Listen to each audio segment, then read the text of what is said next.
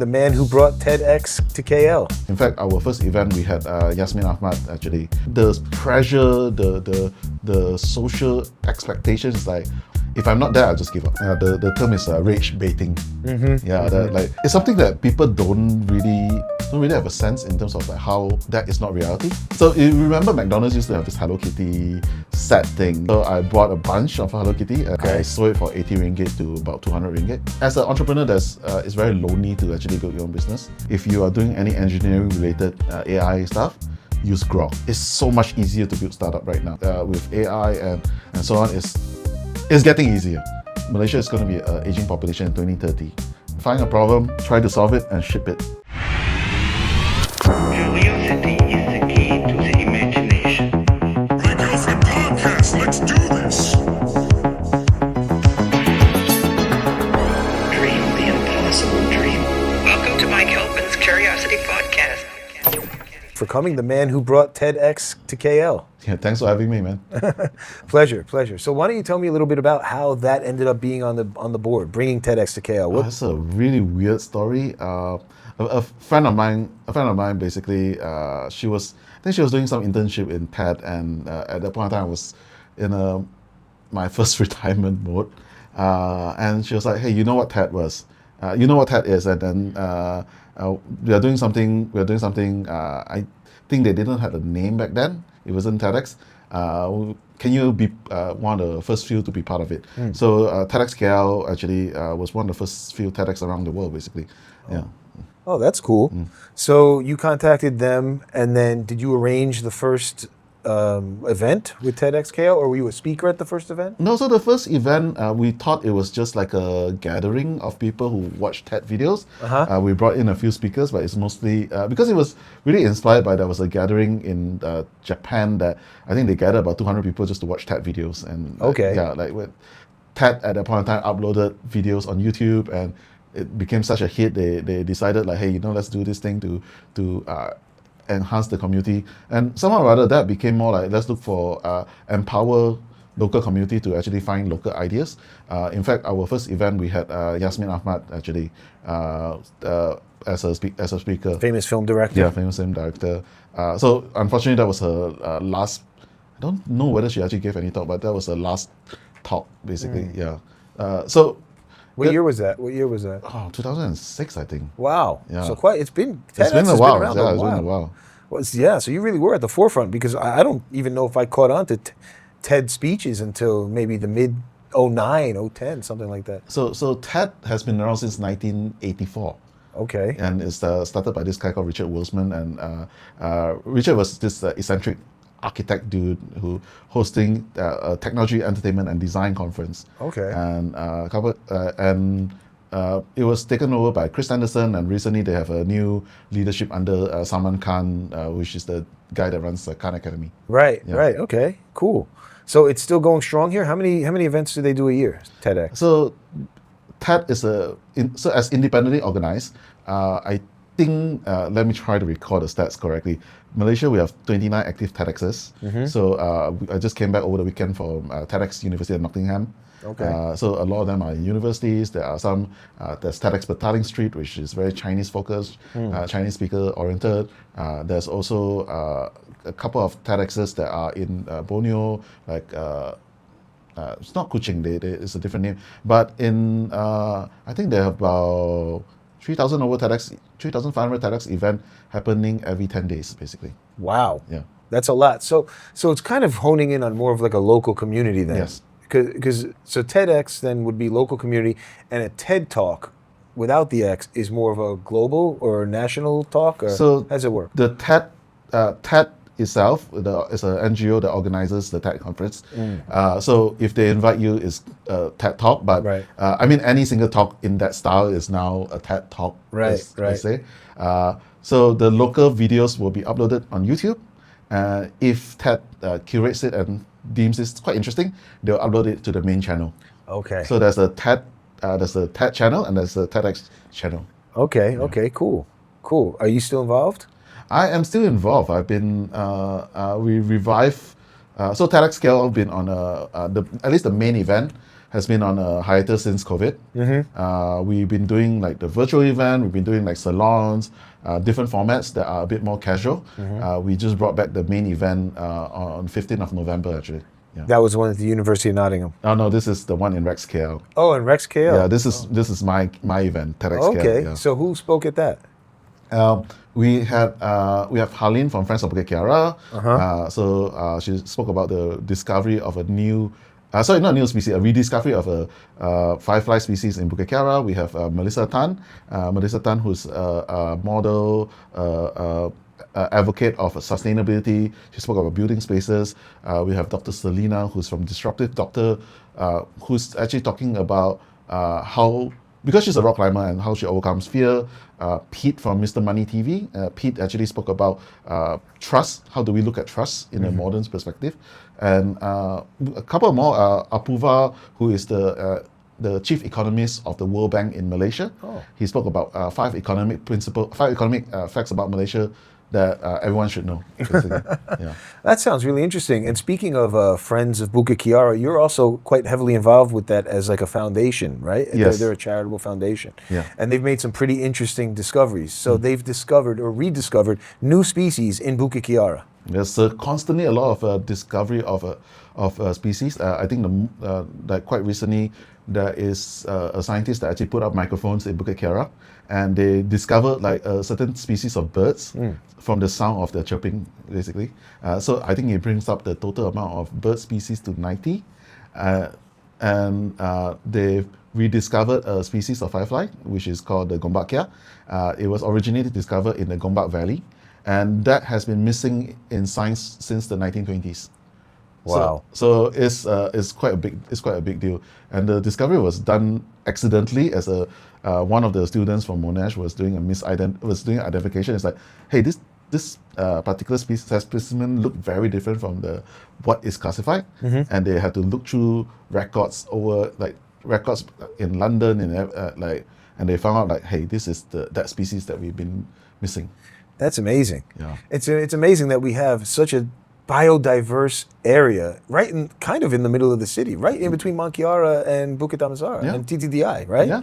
Wow, that's incredible. Do you know how big is Bukit Kiara? Oh, I can't recall. I think it's not really that big. It's not huge. It's not huge. I should know this, but I don't remember. But to have 90 species of bird alone and new species of firefly and snakes, didn't you find a snake? I first identified this thing called a Leonard's pipe snake. Okay. Accidentally, because we went on a night hike and we're like, oh, this looks like a big worm. I was like, hey, it's not a worm. It was moving differently from a worm. I took a photo and then I passed it to the folks at Bukit Kiara. They're like, I don't recognize this thing. And then they have to pass it to a specialist like, oh, this is the Leonard pipe snake. And this is the first documentation of it in Bukit Kiara. Oh, wow. That's cool. And then recently, wasn't there like some 13-year-old boy that was also exploring in Bukit Kiara and found some interesting types of snake species? Not exactly interesting as snake species, but the reason why we have the firefly walk in Bukit Kiara is because Marcus was this, at that point in time, I think he was 9. 8 or 9.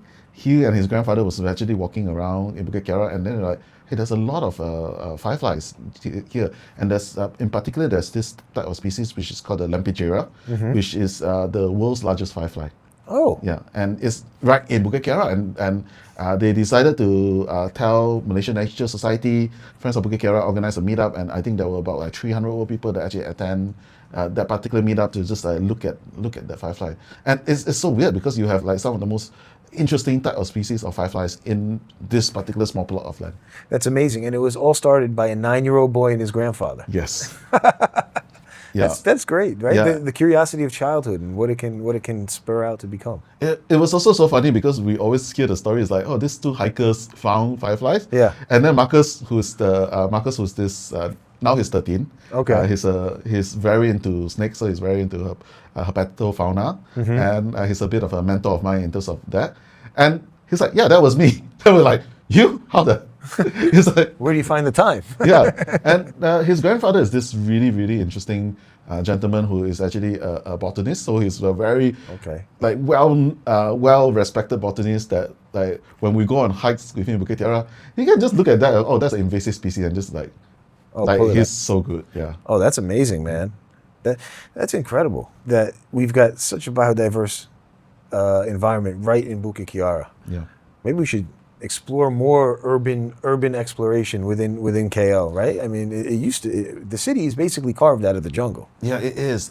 If you look at Bukit Dinding, like the Kepong, and in fact, like even in Bangsa, I think the Pulai Trail has been revamped. I haven't done it. Haven't done it recently. But they're trying to bring more attention in terms of like that. It's just right the backyard of Bangsa. I've done the Pulai Trail. Yeah, it's pretty. It's amazing. Yeah. You're in Bangsa, just walking through the forest, and all of a sudden the noises of the urban cityscape change, and you're in the jungle. Yeah, I think this is like KL has so much interesting biodiversity. One of the more like fireflies are a good indicator of how healthy the forest is, basically. So the more fireflies, you know the place is actually a very good condition. The other one is actually otters, and in the Klang River, you actually have otters. Right down Mid Valley. I've seen the otters Yeah. in Mid Valley, especially during COVID. There was a family of otters in Mid Valley, and we've seen they've got massive monitor lizards there. And crocodiles recently? Yeah, crocodiles as of a couple of months ago, right outside Eco City. And did you see the new video of that crocodile, of the guy just sitting on the banks fishing? Oh, yeah, and yeah. a Oh my huge God. crocodile comes by. I didn't know where was that, but that is like, I mean, as much as you look at the river in KL, it's like, oh, that looks like a drain, but it's like there's so much life thriving there because like Yeah. I mean, yeah. Well, people should take care of the rivers a little bit better. I mean, I recently, I'm going to do a video on this. I recently saw people kayaking down the Klang River outside of Mid Valley. I couldn't believe it. I was like, what the hell are you doing? And then all of a sudden, I see another kayak and another kayak. I'm like, is someone running kayak tours down the Klang River outside of Mid Valley? You want to get hepatitis? No, but a friend of ours actually does that quite a fair bit, and one of the other groups that actually is like doing quite amazing work is this group called Klang River Festival. Yeah. So it's led by I want to say it's led by Faith. His name is Faith Fu. The one of the founder is also this guy called Joseph Fu, which is Faith's dad. Joseph Fu is an amazing creative and brand specialist. I think he's like one of those branding gurus. But like they had this whole particular thing at in the Klang River, and it's like I think there's a lot of people who are trying to do good in terms of preserving the nature, educating the public, like our biodiversity. Yeah. I think that's where it starts, is education, because they did a really good job of the River of Life, right in the heart of KL, cleaning that area up. But I think we just have to keep working our way down, and the whole thing is getting people to understand they can't put garbage in the river or in the drain, for that matter, because there's so many plastic bags that I've seen. Living by the river, and living by the river, I've seen, during COVID, how it really did clean up. I mean, it was quite crazy. The amount of rubbish when it rains decreased drastically by 300-400%. Right now, when it rains, you do see rubbish going down, unfortunately.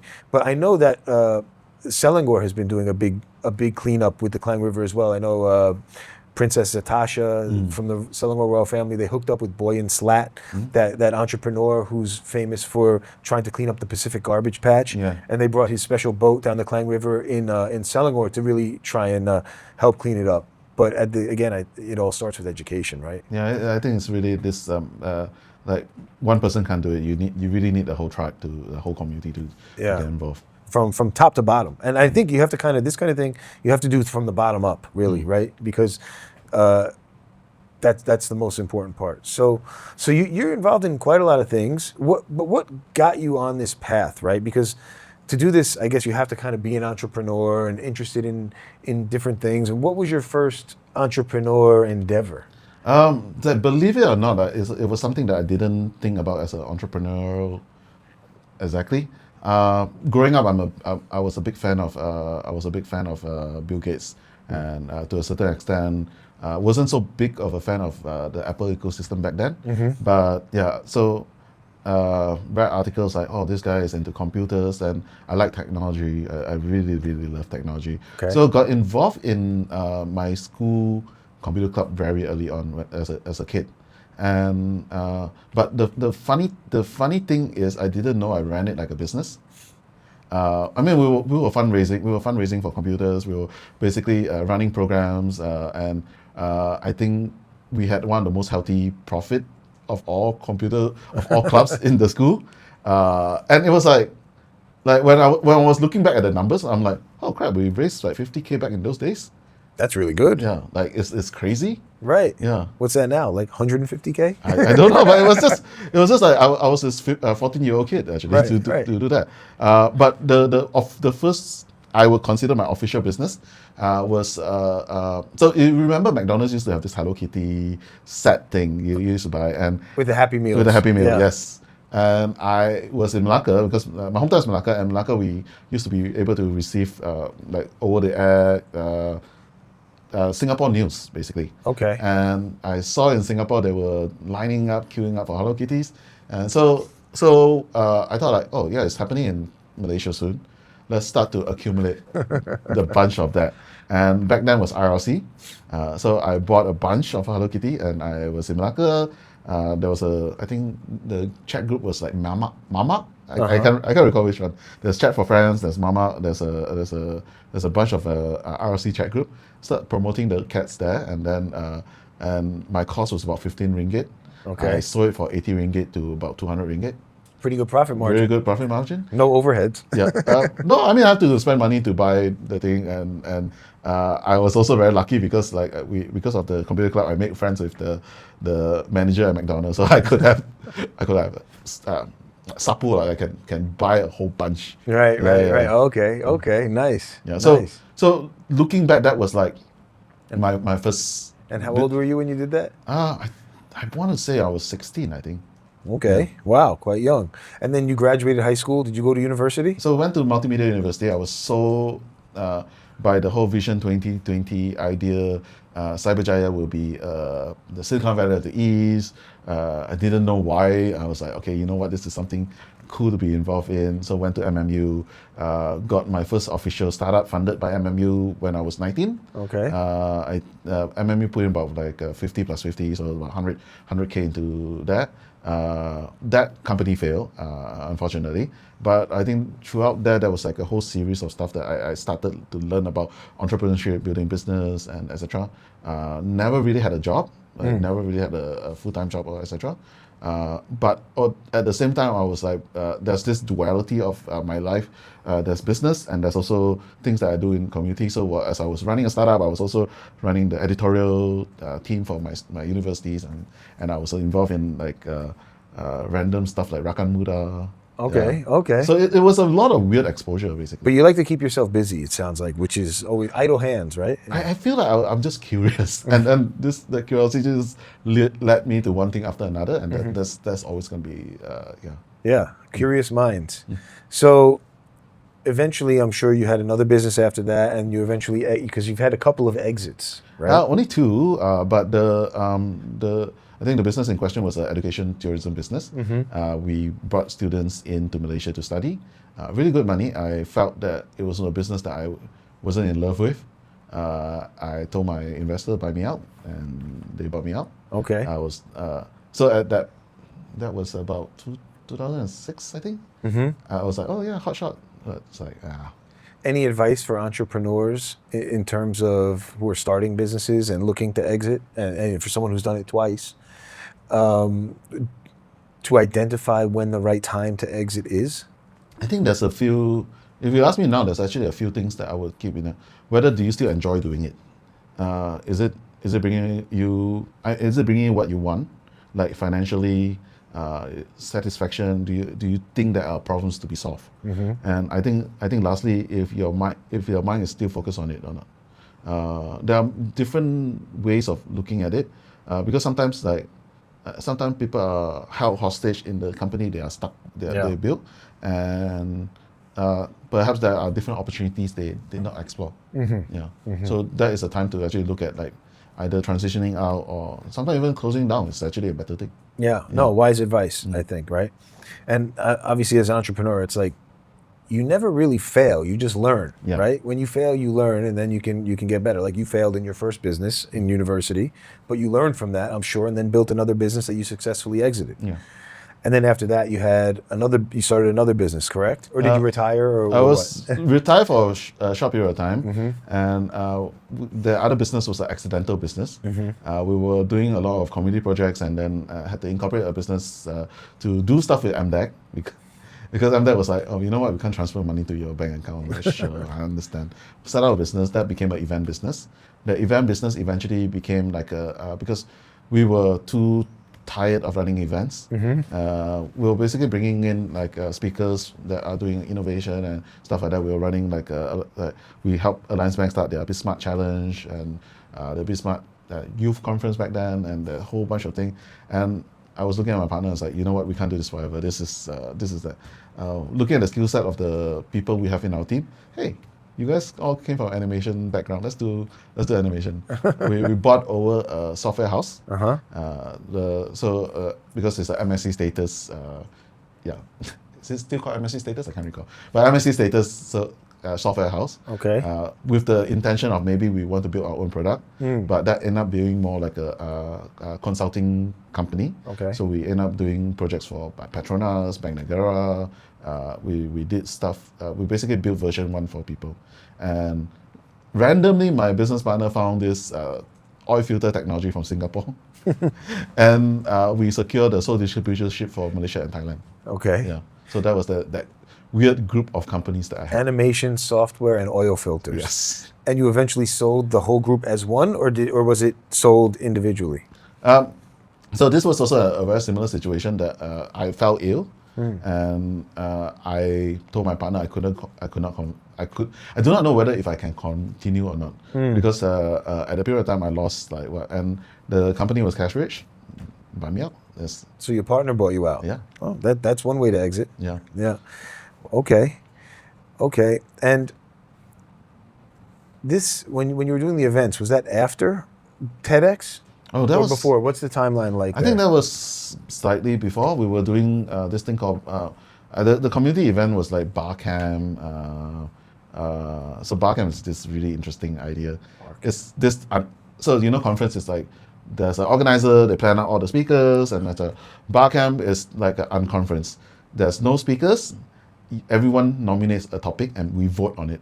Okay. And once you get voted, then you're given a slot. So as an organizer, we just allocate the slots. So they vote on who speaks? Yeah. And it's kind of like off the cuff on a certain topic. Some people have some practice. Okay. But there's usually a bunch of people. So if you search online, I think you can still find like early photos of Barcamp. Okay. And you get like a lot of there's a certain generation of founders. So you get the Kylie, the Joel Neo. Yeah. You get the Azumi. Like there's a whole bunch of that. Bikesh from 1337. These are all the that era Barcamp folks basically. So when I was looking through the photos, like, oh man, we look like kids like that.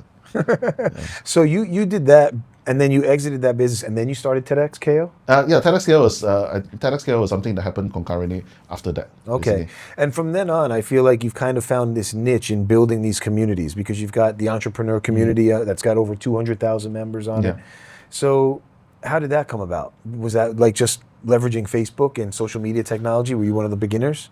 So there's two phases to that particular story. That community the group has started when Facebook first launched group. So it's more like testing out. Right. And when I exited from my last business, there was a few things that I brought out from that business. So some of the domains that I used to own and etc. And I told them like, hey, there's this group at the point in time. It has about 8,000 people. It was very spammy. I do not know what I'm going to do because I was quite sick. So I thought like, you know what? That's the least I can do to occupy my time. And we start cleaning. Like I start cleaning house the whole thing, and that grew from 2019 to now. Okay. Yeah. So what's that group all about? I mean, I've heard about it. I've looked into it. It's mostly traditional businesses, but it's entrepreneurs getting together and discussing problems, looking for advice. Pretty much, but it's not only traditional business. It's just it's a group to actually help entrepreneurs to find solutions, depending whether it's, and as an entrepreneur, it's very lonely to actually build your own business. So sometimes like you also want to learn from other people's mistake. So that's a group that we actually try to share, whether you're a more seasoned entrepreneur or you're first-time founder, or you're a scale-up or you're in a generational business. And we try to have this group that enables people to just co-learn from each other. Do you organize any IRL, like in real life events outside of that group, or is it purely online? It's mostly online because I was on a retirement mode, so I was traveling a bit. Okay. So IRL is not like the we on and off we do. One of the things that we do for in real life is this thing called startup school. Okay. Where is really for first-time entrepreneurs, and we'll bring in people to share like how they raise funds, how they pitch to investors, how do they pitch to press. Basically, like the last one we got Audra from First Move. We talk about how do you talk to investors, and we also got a bunch of media people to tell the founders like, look, talking to investors is very different from talking to the press, because talking to the press is a very different, and depends which press you're talking about. They don't care about your numbers. Like, they don't really care about your numbers unless the numbers fit the narrative for their audience, basically. Yeah. And so we try to do that to share ideas from experienced entrepreneurs, so this people get a bit of a jump start out of that. So if there are first-time entrepreneurs out there, how would they get in touch and find out about this class, this group that you're running? So far, we are doing it once a year during Startup Week, but I think we're going to try to have a bit more frequency in terms of that. But I think the best way to do is the website is not fully up. It's startupschool.my. Okay. And you were also instrumental in kind of founding Startup Week as well, right? Is that's part of this online That's part group? of that thing, yeah. Okay. And where's that usually held? What part of KL? And how do people find out about it? Same thing? So you can go Startup Week Malaysia. Startup Week Malaysia, you can search, is everywhere. But the idea is not in KL. Right. The idea of Startup Week is a bit more decentralized. One of the things that there's two objectives we want to hit. One is the fact that we want to celebrate start people that are building startup in Malaysia, because that's something that we really need. Like it's not, it's like traditional business are profitable, they are bringing in the money and they are the backbone of the nation, but we also need to start looking at our next growth as a nation. So we need to cultivate that, and it's so much easier to build startup right now. Like it's like with AI and so on, it's getting easier. And if Malaysia as a nation we're not capitalizing on it, it's such a waste. The second thing, which is I think is a lot more important, is to not have a central focus of where Startup Week should be. That means that if we're looking at Malaysia, Malaysia has East and West Malaysia, and we do not want people from Sabah and Sarawak to come here just there. So part of the whole week, like at least the first 3 days, is really people in the local community, in Ipoh, in Johor, in Kuching, in Sabah, in Penang, in Perlis. They organize their own event, and we help them to empower them to celebrate their own events, basically. Okay, so it's a nationwide Startup Week event. That's pretty cool. Yeah, that's really cool. And you know, obviously, you promote startups. What do you think is some advice? What advice would you give to young people who want to build a startup? I think right now, especially right now with vibe coding, is like just launch. Like there is a lot of problems to be solved, a lot of ideas that can. I think if you want to look at it, like look at problems to be solved and just launch it. Previously, what you need to do is to do this MVP thing, get it tested. No, now with vibe coding, launch, test. The iteration cycle has like reduced quite a fair bit, and the cost of building your product has reduced. Because the cost of building your product has reduced, unless you're building a really deep tech startup, you can launch and be quite successful out there. Yeah, I mean, and speaking of vibe coding, you have also organized another group with a mutual guy that we know, Andre Teo, called Build with AI. Yeah. Right. So that's exciting, and that's in Malaysia. And I feel like you have a lot of really enthusiastic people going to these events. Yeah. And hackathons. Yeah. So tell us a little bit about that. How big is the group? How can people become part of the group if they're interested in vibe coding? Because that's something that's very new, and I think it's accessible to everybody, but not everybody realizes that it is accessible to everybody. Yeah, that's like I think that equation has changed a lot since November last year actually, and like it's so possible to build a very much complete product just by vibe coding. And vibe coding is the whole idea. You are inputting prompts to the software, and the AI will build out the app that you want.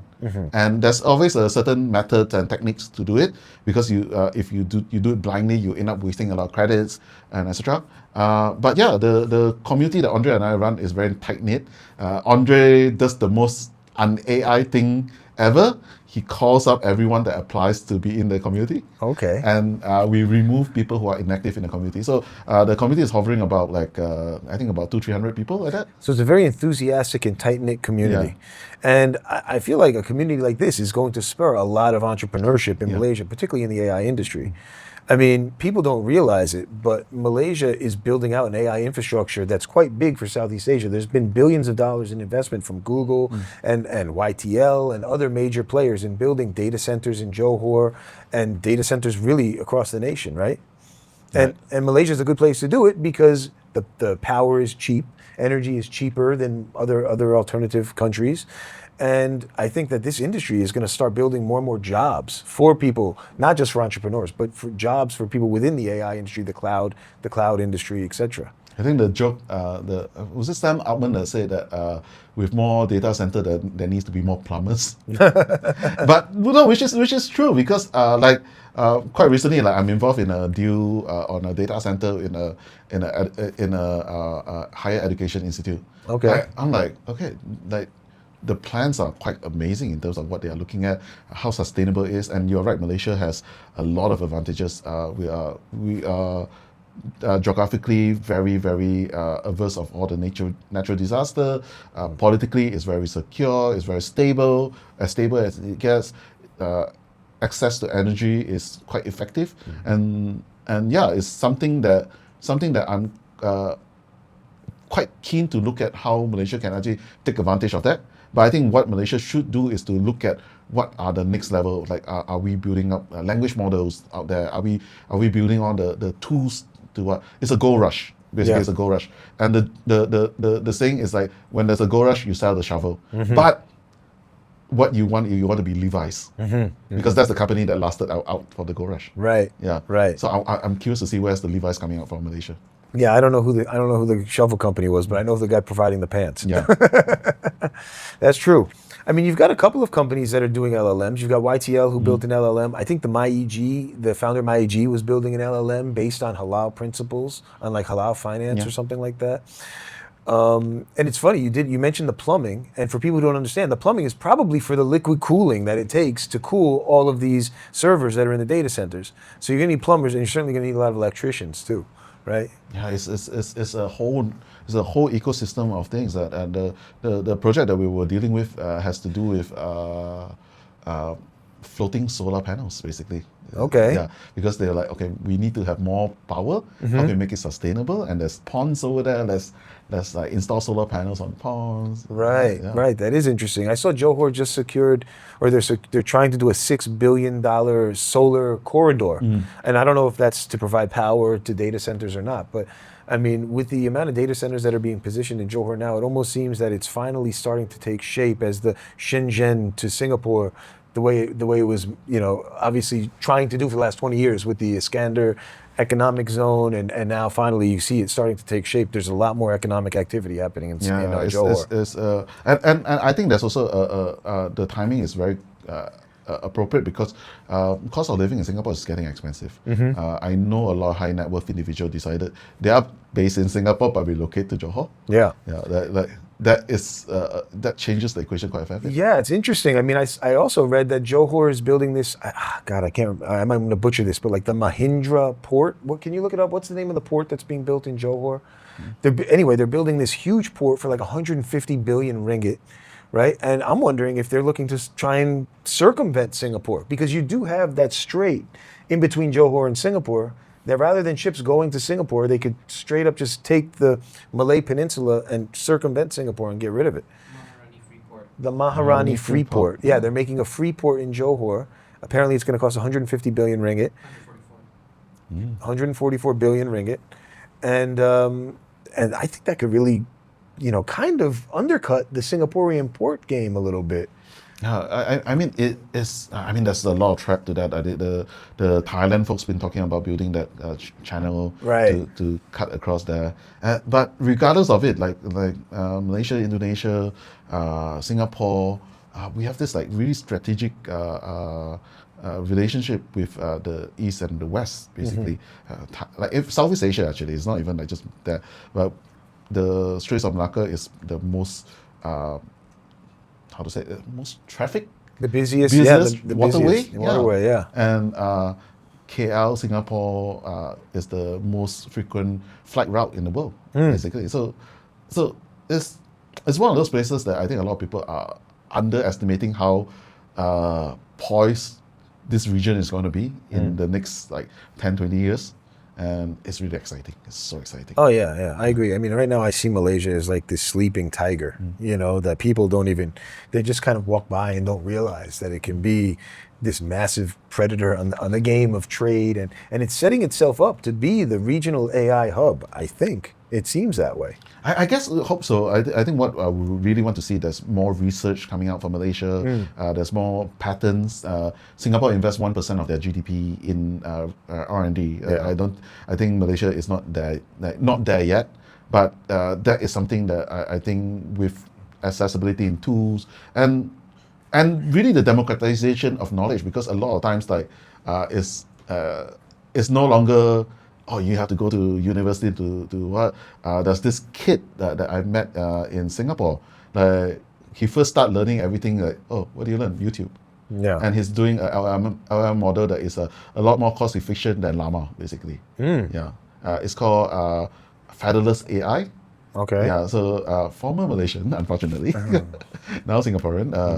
But yeah, like that. It's getting more accessible in terms of that. Whether I agree. I mean, I have a 7-year-old, and I keep thinking by the time he's ready for university, the only point of university is going to be for networking, because you can learn everything right now on the internet, and especially with AI, you can have tailored learning plans for people, and you can really hit their strengths. Because now, when you go to a classroom, it's kind of industrialized education, right? Where it's one teacher teaching one method for a class of 20 or 30 kids. But you can have AI that can make a tailored educational program for each student and hit them and educate them on where they are best suited, right? Some kids are great at math, so that you can keep pouring the math on, and some kids are good at reading, and kids learn at different levels. They don't all learn at the same level, right? So I think AI is going to be a huge factor in learning in that way. Yeah, it's like when people ask me what's the future job, I really can't tell you. I really can't. Plumbers. I mean, could be plumbers, could be artisan, could be very different. It could be very different. Yeah, I mean, plumbers for now, and then you're going to get the robots coming in 10 or 15 years, and they're going to be able to do manual labor, and then maybe the plumbers start seeing it. But I think until the robots can become really dexterous and quite fine-tuned to be able to do these kind of high motor skill tasks, humans are going to be winning at that for the next decade at least. I won't even want to say that. You saw Neo, like that. I think there's a couple of them. I think that one was made by Xpeng, maybe, or one of the Chinese companies. It looked incredibly human. It's they have to prove it by actually like cutting the skin off and look, this is a robot. This is not a person. Yeah, and they made it look like a female figure, and it had that. It almost looked like it was walking down a runway like a model. It was incredible. So the thing that's very interesting, because this particular the new way of training robots is basically you train them in a virtual environment. So they would have done this like 1,000, 1,000,000 times, right? Like before you actually have a real world version of it. So they already have the practice, and it's like amazing. So I think Disney has this in the Star Wars, one of the theme park for Star Wars. They have this robot that walks like a duck. And the way it was basically trained for that, it was actually, of course, it's remote control. There's a person telling it where to walk, but the way it's trained how to handle the walk is actually trained online. Actually, so you got this virtual learning environment for robots. Yeah, and when we think about training online and you think about the type of data that you need, right? I always like to think of Tesla because Tesla has the most visual data because the cars are essentially robots. And they have millions and millions of hours of training data on these cars. And I think that's going to translate into robots as well. And right now you look at a Tesla robot compared to a Chinese robot, and is the gate as nice? No, I think China is certainly leading the way in robots, but I think Tesla is probably going to lead the way in autonomous navigation of robots, being able to move without somebody controlling it in navigating environments, right? Because they have so much of that visual data that they've collected through the cars. Yeah, in fact, a friend of mine, Bernard, mentioned that if you are doing any engineering-related AI stuff, use Grok. Because it has Tesla's data. Right. And that's the best engineering model out there. Yeah, I've been using Grok. I use Gemini, Grok, and ChatGPT, but I feel that Gemini of late has really started overtaking ChatGPT because it's free, and ChatGPT is charging you a minimum of $30 a month. Yeah. Right, and now Gemini is free, and it's got so many different. I did a deep research this morning just for my cold plunge to find out when the best time to go in the cold plunge is, and I did it with Gemini. It took 5 or 10 minutes to generate this report. I mean, it looked like something that McKinsey would generate, based on when I should go to the cold plunge, what is the use, and you go through it. It's like 10-page report, unbelievable. Well, yeah, I what was it? The mutually assured destruction of, if you look at during the Cold War period.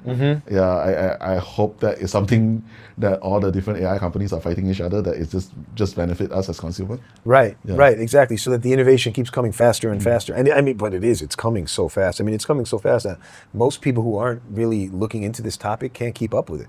And then you have the problems that come along with that, right? Like misinformation, what's real, what isn't real. Video generation is getting so powerful that people can't tell the difference between what's real and what isn't real anymore. Well, yeah, it's crazy. I think there's a recent trend. People doing, like you see on YouTube, people doing movie trailers of things that live action videos that are not real. So like, for example, was a Huntrix. What is that thing called? Demon Hunters? K-pop Demon Hunters. Yeah. That was a behind the scene live action film. Then it caught me. Are they doing it so fast? No, it's not. It's just totally AI generated. Right. I've been seeing this. It's all like these fake behind the scenes of the movies. I saw them doing one for Titanic with the famous door scene with Leonardo DiCaprio and Kate Winslet. Yeah, it's like, oh my God, it's so amazing. And it took me a while to actually just identify that. It's like, it was until there was a scene where the guy had I think like a 12-pack abs. I'm like, okay, done. But it's just... It makes it very difficult to decipher what's real and what isn't real. So uncanny. I think the Will Smith eating spaghetti video was just 2 years back. Right. That's like the benchmark as to what we use, how fast AI is progressing, right? I mean, to quote Andre, Andre will always say to our community, this is the worst version of AI that is ever existing at this period of time. Right. It will only get better. Right. That's wild. That is wild. Let's hope so. Let's hope it only gets better. Because, okay, so let's talk about AI and in the future, because one of the big topics now in KL and basically around the world is social media and the detrimental aspect of social media, right? I mean, when social media was first created, we didn't realize that it was going to be this addictive digital drug that could even cause temporary dementia in people. We now know, since some whistleblowers came out from Facebook and Cambridge Analytica happened, that people were manipulated. I mean, Facebook itself was running experiments on its consumers, or you want to call them consumers, on its users, and they didn't even know that they were being experimented on. They were essentially test subjects, testing them to see how their news feed could affect their mood. And some of these people had to be admitted to the hospital for depression. And these were people that were being test subjects into a depressive newsfeed. It's quite insane. I kind of look at it as the same type of industry as the tobacco industry, the gambling industry, maybe even the sugar industry in a sense, whereas for years we didn't realize that tobacco was harmful, and then it was covered up by the tobacco companies for decades. Yes. Gambling, I mean, social media has the same effect on the brain in terms of dopamine that slot machine gambling and cocaine has. I recently wrote an op-ed in The Edge about this. So, I mean, even I'm sure that you, being a frequent user of Facebook, have noticed different strings that Facebook pulls, even within your community of 200,000 people. Yeah, I mean, in a way, it always started off something innocent. Like how do we optimize for retention? How do we optimize for that? And as you have so many users, you can start running so many experiments over it. Like previously, it's just a A/B test, like whether a green button buy now or a blue button buy now, which will sell better and extra. Right. But now they optimize it for news and optimize the term is rage baiting. Like the more rage bait over it, and it's something that people don't really have a sense in terms of like how. Like that is not reality. That is a version of reality, or that's a thing, but that's not really what reality is. I can tell you a story. Recently, a friend who was telling me, there's this person that reached out to her and said like, it's admire your life is so amazing on Instagram. She's like, but it's not that. And there's this whole thing that causes this whole generation like, if I'm not there, I'll just give up. And I think that's such a big. I do not know how our society is going to handle, because at the same time it's going to be like, on one side you get really people with really bright ideas because there's all this intersection of ideas and etc. But the pressure, the social expectations is like, if I'm not a 7-figure e-com entrepreneur when I'm 12. Right. I'm a failure. Yeah. You're right. I mean, it's this culture of instant gratification, right? And it's interesting dichotomy, because these kids and this younger generation are all extremely well read, because they've had access to all this information since they were young kids. So you've got 18, 20 years old, 22-year-old kids that are very factual knowledge, right? But they don't have a backbone, because they think that everything is instant gratification, like on the internet. If I want to look something up, boom, I can find it, right? But what you don't see on the internet is all the hard work and all the sweat and the blood and tears it takes to put together a business. I mean, most businesses have tears and sweat. There's a lot of emotional roller coasters going on for entrepreneurs, but you don't see any of that on the internet. You only see the highlights, and that causes like this whole epidemic of people just giving up. And it's sad, because it's a lot of wasted talent. A lot of these kids are so smart, but they don't realize the amount of effort it takes to actually have positive results. I promised our friend Ben actually to tell this whole story, but I will tell you a bit.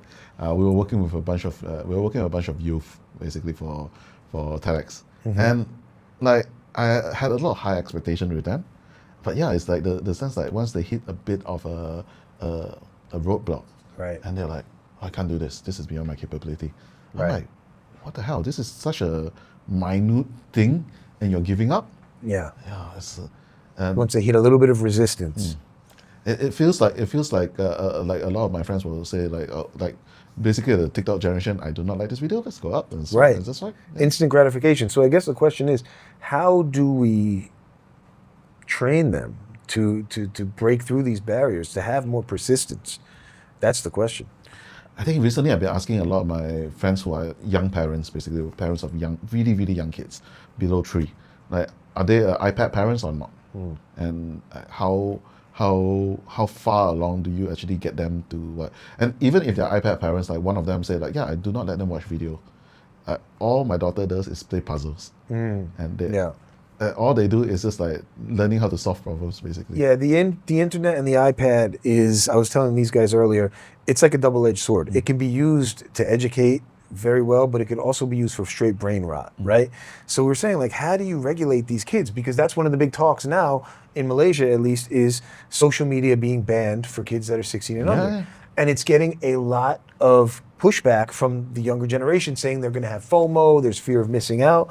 But did you see that Malaysia was ranked as the 3rd most addicted to their smartphones in the entire world? And apparently, Japan has opened these temporary dementia centers for people who have temporary memory loss from so much smartphone consumption. So it's like a rehab center to get you off your smartphone. And this is all stems back from the Stanford Research Labs of a professor called B.J. Fogg. He created these behavioral addictive notions that the then Silicon Valley founders and entrepreneurs who took his class actually put into practice and put it into their apps. The Instagram founder, Kevin Systrom, he was one of B.J. Fogg's, he took his course. A lot of the early executives at Facebook took B.J. Fogg's courses in behavioral... Zuck is a psychology major. Yeah, Zuck is a psychology major, right? Even though he dropped out. But these guys, so they knew where to look to make these apps as addictive as possible. These apps were engineered to keep you as sticky as can. That was one of the big VC buzzwords in the early 2000s. How sticky is the app, right? How long can you keep somebody on? And we've kept somebody, we've engineered it so well that we've turned it into this digital drug. And now countries around the world are trying to fight back against it. I mean, we know Australia has banned social media for kids 16 and under. Malaysia is trying to do the same, and I hope that they can get something passed. But we were saying, the problem is that it can be used for such good as well. Like my son, I had him on YouTube very early on, but only watching educational videos about history, about flags, about government, mostly about history, like stories and stuff. And he loves that. And now he can name every single flag, right? He knows most of the capitals around the world. And but it could be used also for kids doing stupid pranks and dances or watching two idiots fighting over a parking spot, and then you get this like brain rot culture of these kids who just want entertainment. So it works in both ways, for education and for pure just time wasting, right? Yeah, I mean, when I think there's a famous quote by Steve Jobs that he would not allow his kids to use iPad. Yeah, I don't let my kids have. My kids don't have an iPad. We have an iPad in the house. We have two, but we only give it to them when we take long flights. If we're on a flight, just to keep them entertained, that's the only time they get the iPad. Other than that, it doesn't exist. But I mean, that's the case. Like I grew up in a time where there's only one TV at home. I Right. had my slot. Like I have to after my slot. That's the only available time. Now everyone have their own screen. Yeah. We're giving more time to our screens than we are to our own friends and family, right? So that's why I'm building Convo, because I'm trying to put the social back into social media, where right now it's this falsified life where you're almost living dual realities. There's the world of the internet, and then there's the real world.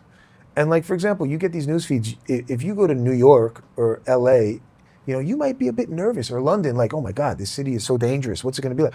And then when you get there, it's fine. It's like, maybe there's a little more homelessness. Maybe but it's not what it looks like on the internet. It's not some hellhole, So the internet really can skew your perception of people, places, and things. No, but I think you hit the point. Like one of the things that I encourage a lot of entrepreneurs, just travel. Yeah, and not just for holiday or anything, but really go and experience and see the culture, see the people, and it's like even like this very simple stuff. It could be just really mind blowing. Like there are certain cultural taboo. Like let's say, for example, if you go to Japan, or you go to Thailand, go to Singapore, or even Malaysia and Singapore, like we're pretty much the same country until like 60 years back. But there are still so much like cultural difference. Like a friend of mine haven't been to Singapore for a long time. He saw the chop. You know what's that or not? It's basically you go to the food court, you put a tissue paper, and that's your seat. Oh, yeah, okay. that's your seat, and Singapore call it chop. Okay. And then he was showing me a photo of he was like, his entrepreneur mind is like, hey, you know what, we can sell this thing and then let people have like customized chop and etc. Right. Yeah. But it was really quite mind blowing for him, because it was just like, you don't have that. That's new. Yeah, you don't have that in Malaysia. Yeah. Right. No, I think you're right, and I think that goes back to like Malaysia and building and innovation and R&D, right? Like we are building the picks and shovels in terms of data centers, but I'd love to see more global internet companies coming out of Malaysia, because you can do it now. Yeah. Right? Now you can do it from anywhere. It's just a matter of building for a wider audience, not just for a local audience. I mean, Singapore is doing a pretty good job at it. Yeah, the mindset is very different, because Singaporeans, I just came back from an AI event in Singapore, and all of them are like looking at Malaysia. Like really all of them like, oh look, Malaysia is the next place. And the reason why they feel like, because like Singapore is too small. Yeah, Malaysia, I think that's the problem with the entrepreneurs. They are not hungry enough to think like, look, this is something, there's a big opportunity and let's grab it. During the crypto Web3 era, Malaysia's one of the leaders around the world. There are a few instrumental companies like CoinGecko, like Etherscan, like Jupiter. They're all Malaysian companies, and these are like Etherscan is like a global infrastructure that is in Malaysia that not many people know. I didn't know Jupiter was a Malaysian company. Yeah, Jupiter's in KL City. Is it? Yeah. Oh. They should be still in KL City. Oh, wow. Okay. I have a Jupiter account. Yeah, they're just near where you are. Yeah, okay. Cut that part out, that I have a Jupiter account. I don't want any hackers seeing this. Okay, we're back. Yeah, so getting back to what we were saying about social media and AI, right? So everybody says, are you okay? Are you good? Yeah, I'm good. Okay. Saying that social media is quite addicting, right? One of the concerns that I've heard is that AI is going to be worse, like 100 times worse, because it's going to be all-encompassing, everywhere, all the time, and not only will it be addicting, it will almost enslave people because it'll be smarter. And I can already see it happening, right? Like with AI, either you're in control or it's in control. And recently, ChatGPT started doing it, which I found interesting, is that at the end of its response, it asks a question. In earlier iterations of ChatGPT, when you asked it to, when you prompted it, it just gave you the answer. But now it gives you a question as to how to follow up, to keep you stuck on the app longer and longer, right? And questions to me indicate control. Because when you're in an interview, when you're in a conversation, if you're asking questions, you're in control of which way that conversation can go. And if the AI is taking control over these conversations, that's something that I'd be a little bit concerned about, because then it's taking control over people's minds and which direction it wants them to go as well. Yeah, that is definitely a huge problem.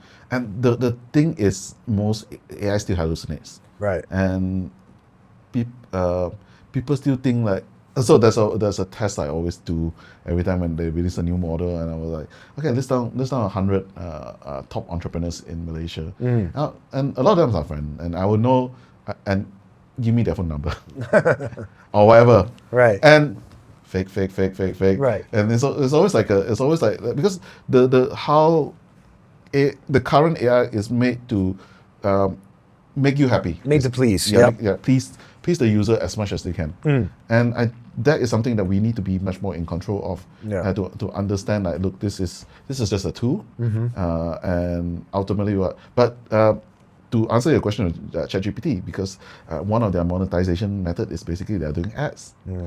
Recently in the new Android version, they actually have like placement for carousel. I mean, it's still in the code, but there's that placement for carousels and ads coming out soon. Is it? Yeah. I imagine they're going to start charging companies as well to be like recommended, right? Because now you're starting to see some of these companies becoming like SEOs for AI, right? How do I get my company to be listed within the AI itself? Of course. So that's certainly going to be paid and monetized, I think, as well in the future. They have 800 million users, basically. Not as big as, I think Meta has 3 billion users, but it's massive. It's still really, really And it's so young. Yeah. It's so young, right? I think Google is in a good position, though. I mean, obviously they're trying to destroy search, but Google is coming back very, very strong. The thing that not many people realize, I think probably the number one used AI is Gemini. Right. Because every single Google search, you remember the summary and that, that's Gemini. AI summarized, yeah. And it's an email now too, it's in so, Gmail. So I think Google is learning from it a lot better compared to when they were doing, when they were fighting Facebook. Yeah.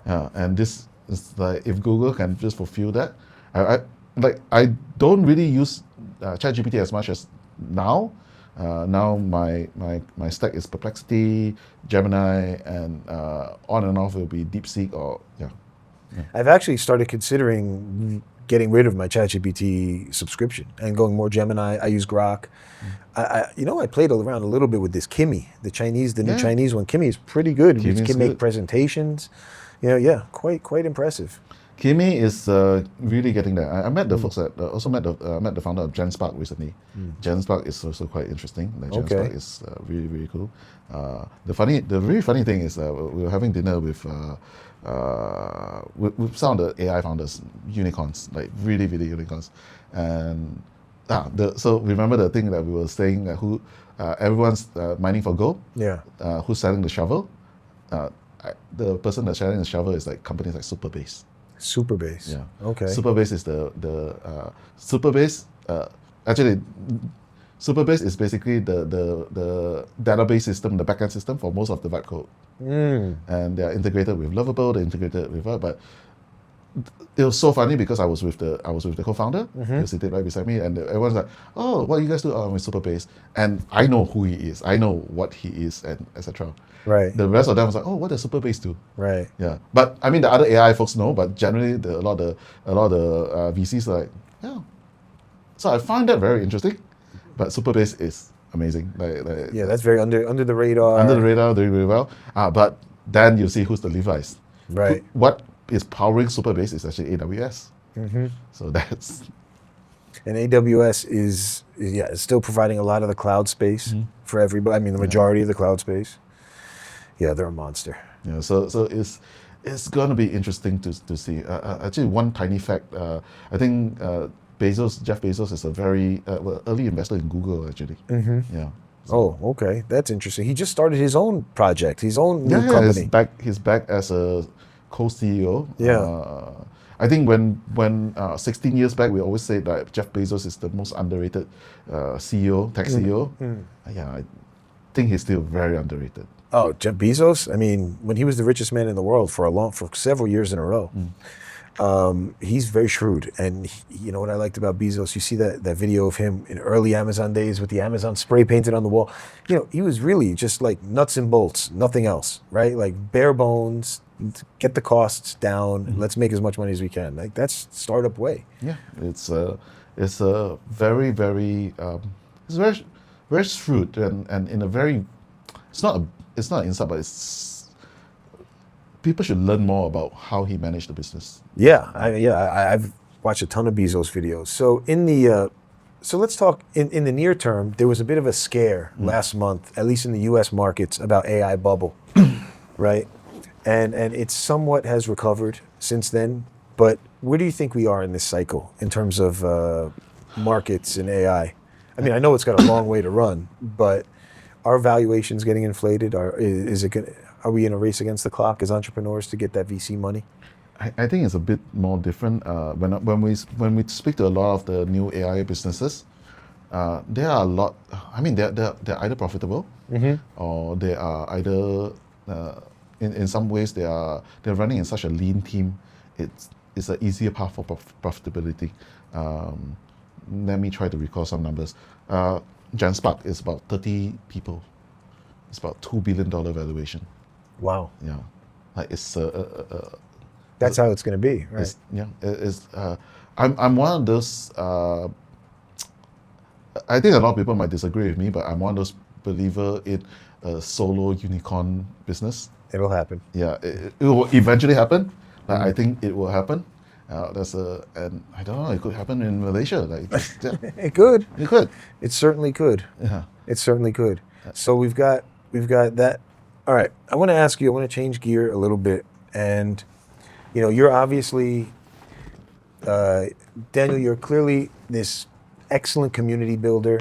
You know, you've built several communities from TEDx to your entrepreneur network to Build with AI, and you also are a self-proclaimed introvert. Introvert, yes. So tell me how that works as an introvert, being able to build these master network communities, right?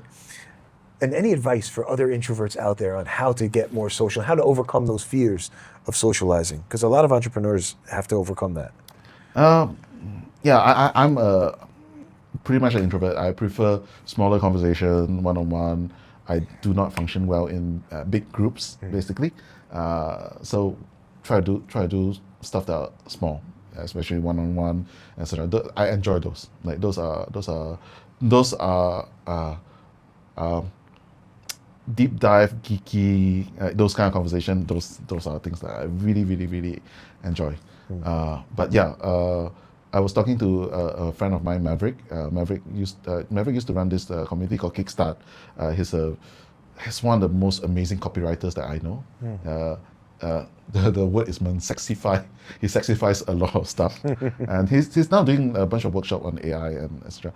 Maverick came to this conclusion, and there's a lot of the community builders are introverts, and it's really funny because like the community builders like seem like that, but I think one of the things that we introverts discover that look, it's going to be hard. I'm not going to be the person that go around, hey, what do you do? Hey, what do you do? Hey, what do you do? And etc.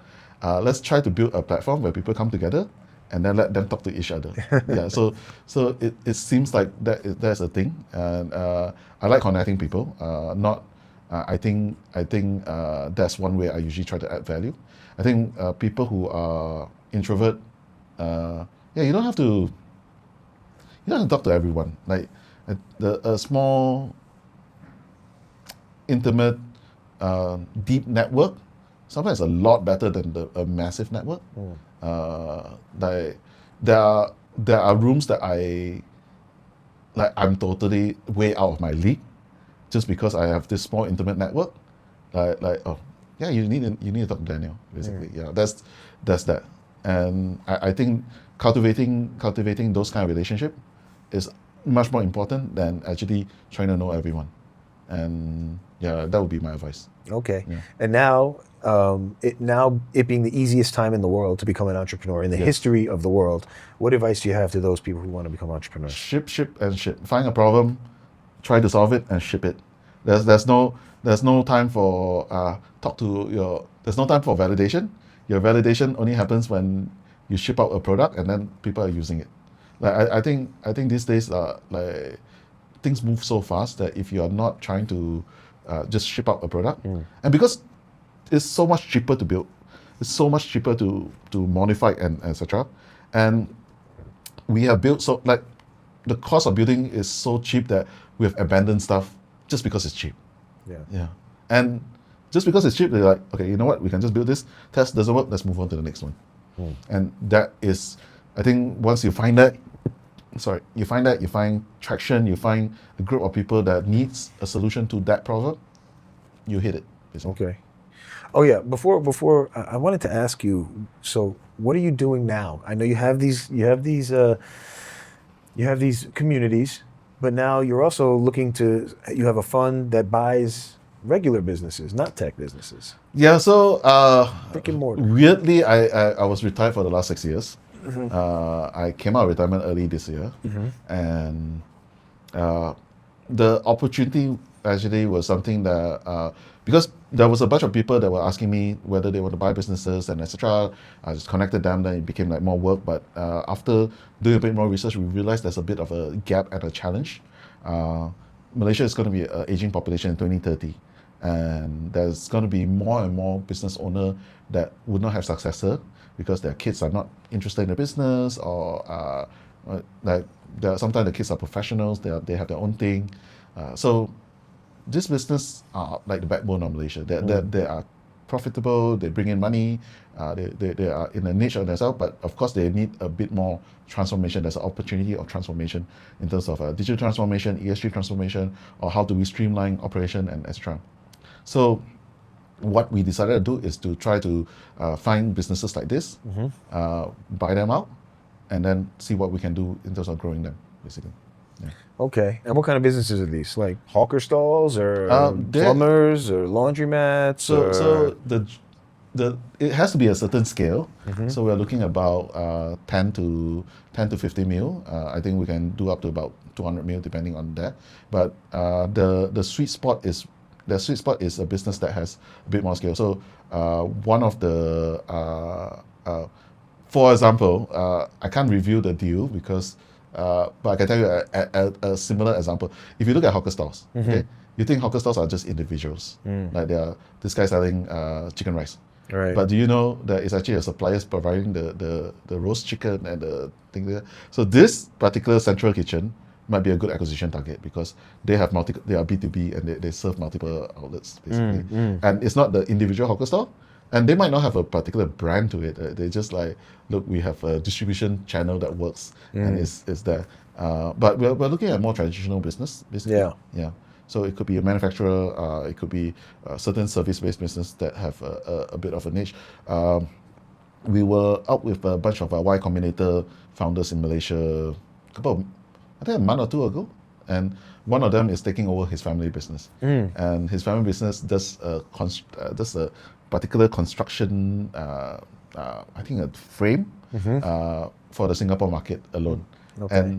and that business is bringing in more profit compared to the rest of the founders combined. So he's like, oh, he's one of the rare cases taking over the family business, but he was like, hey, is there an opportunity to acquire other businesses to supply, do we want to be vertically integrated, horizontally integrated, or or regionally integrated, basically? So those kind of businesses basically are quite interesting. And are you accepting investments from outside investors for this fund? Yeah, we are. We at the moment it's structured much more like a SPV, so it's more specific, targeted.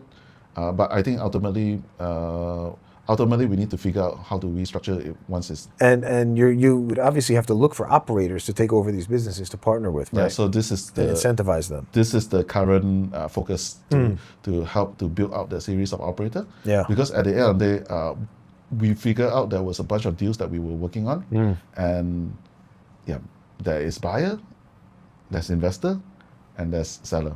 Okay. And no one wants to run it. Okay. Now, is there anything else that you want to discuss? Where can people find you? If people want to find you, where can they find you? They can mostly find me on LinkedIn or Instagram.